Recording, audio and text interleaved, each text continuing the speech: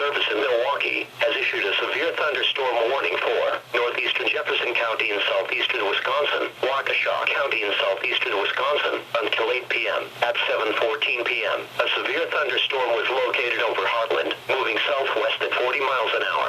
Hazard, 60 miles an hour wind gusts and penny-size hail. Source, radar indicated.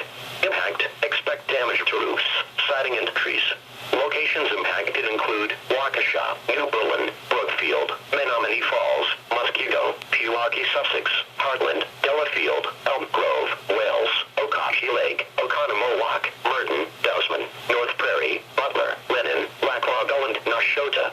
For your protection, move to an interior room